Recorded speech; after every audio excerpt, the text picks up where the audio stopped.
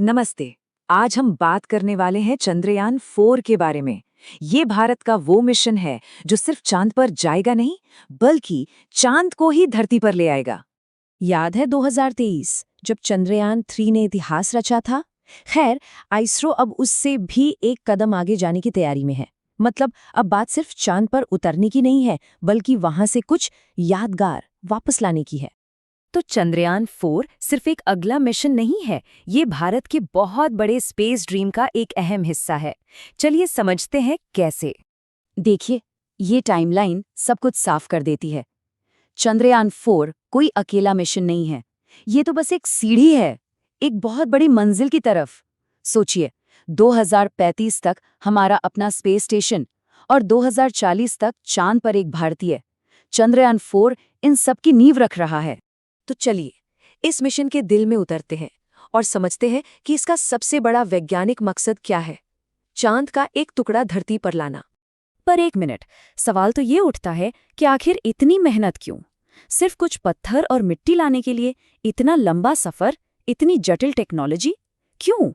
और हाँ, ये सिर्फ धूल या मिट्टी नहीं है। साइंटिस्ट इसे कहते हैं लूनर रेगोलिथ। ये कमाल का मिक्सचर है। इसमें चट्टान के टुकड़े हैं, खनिज हैं, ज्वालामुखी कांच है और एक बहुत ही खास चीज है जिसे एग्लूटिनेट्स कहते हैं। ये सिर्फ चांद जैसी जगहों पर ही बनती है जहां कोई वायुमंडल नहीं होता। तो फिर इन्हें वापस क्यों लाना है? देखिए, चांद पर जो भी एनालिसिस होगा वो उन छोटे मोटे इंस्ट्रूमेंट से ही होगा जो हम लैंडर पर भेज सकते हैं। उसकी अपनी एक लिमिट है। लेकिन जब वो सैंपल धरती पर आ जाएंगे तो सोचिए, हमारे पास दुनिया की बेस्ट लैब्स हैं जहां सालों साल नई नई टेक्नोलॉजी से उनकी जांच हो सकती है। अब जरा इस मिशन के इंजीनियरिंग को समझते हैं। ये कोई आम स्पेसक्राफ्ट नहीं है, ये तो एक 5 हिस्सों वाली कॉस्मिक मशीन है। 5, जी हाँ, 5 अलग अलग मॉड्यूल। याद रखिए, चंद्रयान 3 में 3 थे, तो आप अंदाजा लगा सकते हैं कि ये मिशन कितना ज्यादा कॉम्प्लेक्स है। सबसे पहले है प्रोपल्शन मॉड्यूल। इसका सीधा सा काम है पूरे सिस्टम को धक्का देकर चांद की ऑर्बिट तक पहुंचाना। फिर आता है डिसेंडर मॉड्यूल। ये हमारा लैंडर है जो आराम से हौले से चांद की सतह पर उतरेगा। इसके बाद है असली हीरो, एसेंडर मॉड्यूल। ये सैंपल इकट्ठा करेगा और फिर चांद की जमीन से वापस उड़ेगा।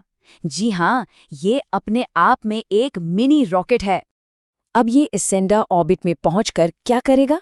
वहां इसका इंतजार कर रहा होगा चौथा मॉड्यूल, यानी ट्रांसफर मॉड्यूल।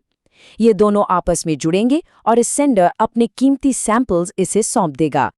और आखिर में आता है 5वां हिस्सा, री एंट्री मॉड्यूल। ये एक छोटा सा कैप्सूल है जो उन सैंपल्स को लेकर धरती के वायुमंडल की आग को चीरता हुआ सुरक्षित वापस आएगा।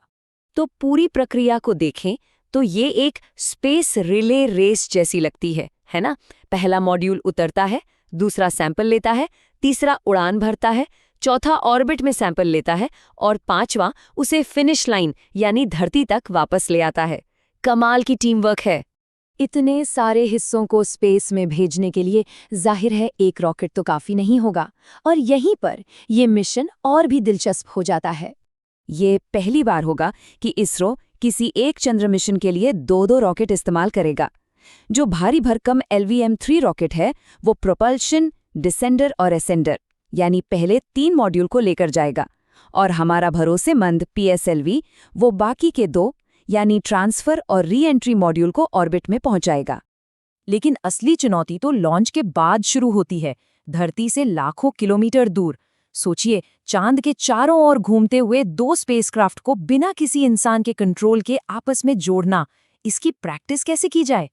इसका जवाब है स्पैडिक्स। ये इसरो का एक तरह से ड्रेस रिहर्सल मिशन है। चंद्रयान 4 में जो ऑटोमेटिक डॉकिंग करनी है, उसकी पूरी तैयारी और टेस्टिंग यहीं पृथ्वी की ऑर्बिट में ही कर ली जाएगी, ताकि जब असली वक्त आए तो कोई गलती ना हो। जाहिर है, इतने बड़े और मुश्किल मिशन में पैसा भी लगता है। सरकार ने इस पूरे प्रोजेक्ट के लिए 2104 करोड़ रुपए से ज्यादा की मंजूरी दी है। ये एक बड़ा निवेश है भारत के स्पेस फ्यूचर में। तो चलिए, अब बात करते हैं कि ये मिशन सिर्फ चांद से मिट्टी लाने के बारे में नहीं है, ये भविष्य का रास्ता कैसे बना रहा है। सोचिए, एक ही मिशन से हम क्या क्या सीख लेंगे।